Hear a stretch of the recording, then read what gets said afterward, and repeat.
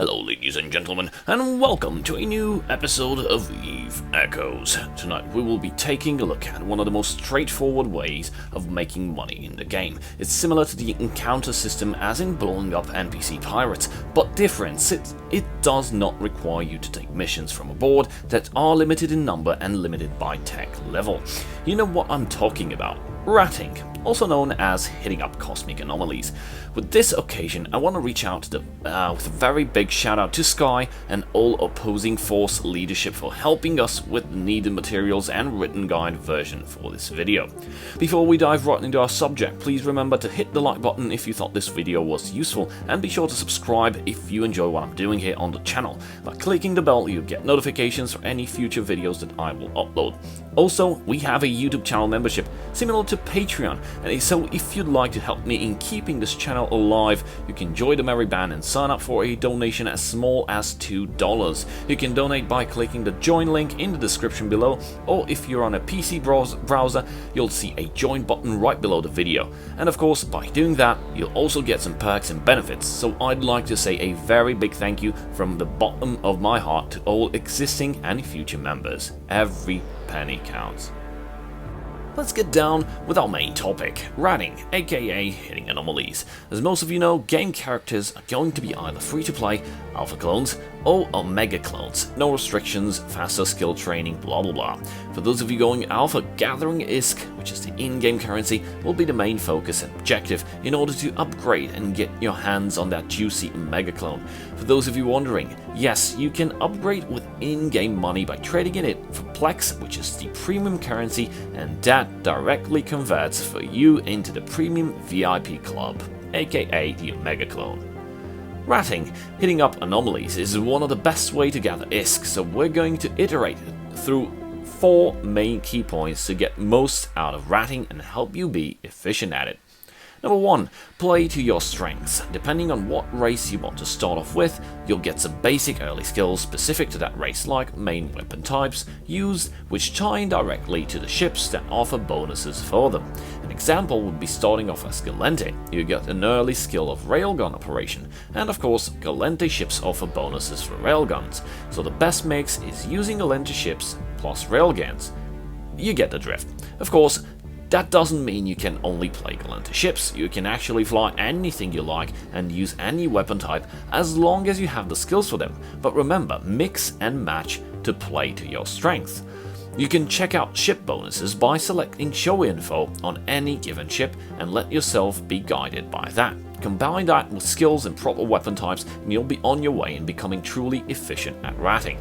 Number 2, try using damage types that match and resistance holes on the NPCs you wish to farm.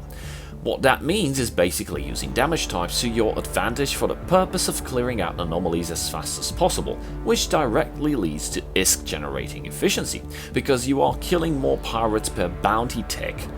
What that means is basically to prevent server flooding, every 20 minutes you'll get a payment of bounties for all the NPCs destroyed within that time period.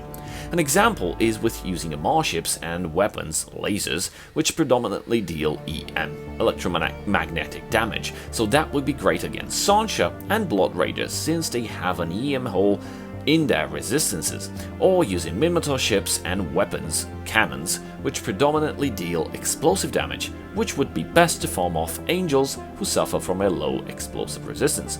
Not to mention, this will also help with your survivability since you're clearing the incoming DPS generators faster and your tank does not take a continuous beating until collapse. Since there is no ammo in the game yet, you can't change damage types output like you would do in EVE Online, but there are some wildcards to this equation. The Kaldari missile weapon systems dealing an even spread of 25% across all damage resistances, and the Galente drone boats.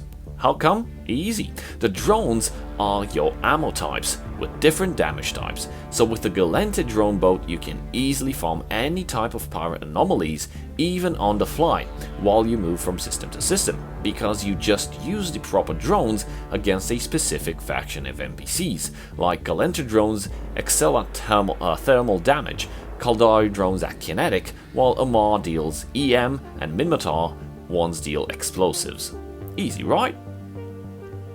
Number 3, there's no limits to what you can farm, but your ship still has limits on what it can tank.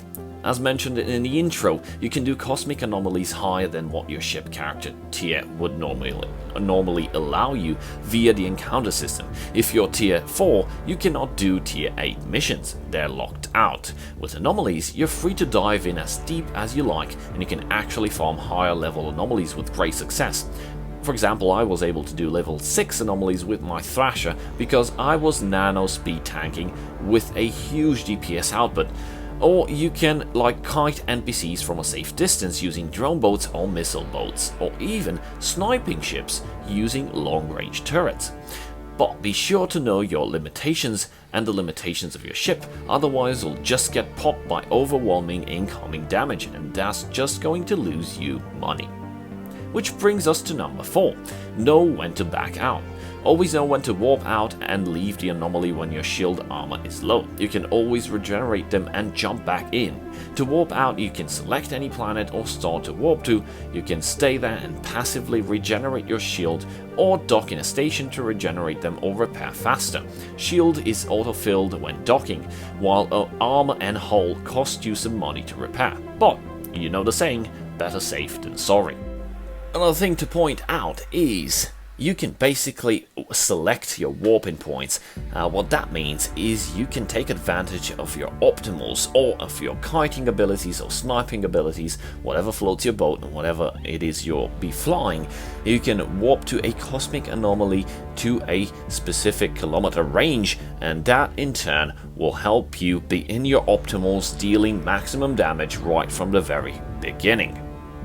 This is it from my side. If you feel I may have missed anything, feel free to drop a comment below. I'm always open for discussion. Thank you guys for watching. A very big shout out to our channel supporters. Fly safe out there. Cheers.